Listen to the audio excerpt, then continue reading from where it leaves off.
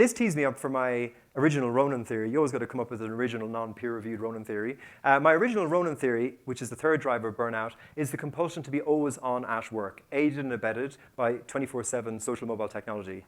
For this original Ronan theory, the theory is the majority of us work like we drink. As an Irishman, I'm a particular authority on this, and I swear to God, if they don't serve Guinness and draft from the Hilton, you'll be hearing about it in the feedback form. So this is Ronan in his early 30s wearing a bow tie on a very sophisticated bender.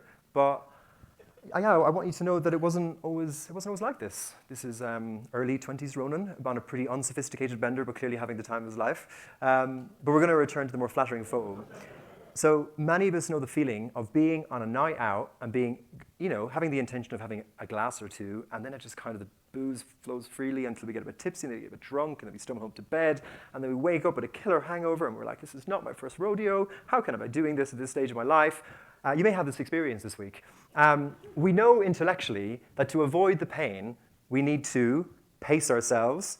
We need to alternate between water and alcohol, and knowing the one that's one too many. But there's something about drinking where all of that flies out the window when the inhibitions go down. Many people also work like this. We're faced with this avalanche of requests. Our response is just to push through, cram it in, back-to-back meetings. We finish the day, but then we return for a little bit of light work after dinner. We go to bed, and then we're definitely finished work. We'll just pop onto LinkedIn or check our emails or just check to see if there's something to do, even though there's no real productive reason to do it at 11 o'clock at night. And we keep chasing the latest notification, rather than knowing the one that's one too many. Soon, we're frazzled, we're exhausted, we're nauseous, we've got glassy eyes from staring at the screen. And we also know intellectually that to avoid the pain, what do we need to do? We need to pace ourselves. We need to come to terms with the fact that in an exponential growth journey, I will never be able to get through my to-do list.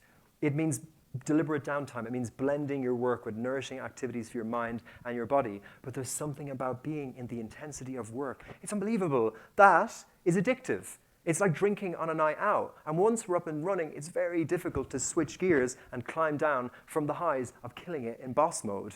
And like drinking the validation game of work it lowers our inhibitions, and we just don't know when or how to stop. Particularly young people who are trying to prove themselves, often in their first role and job.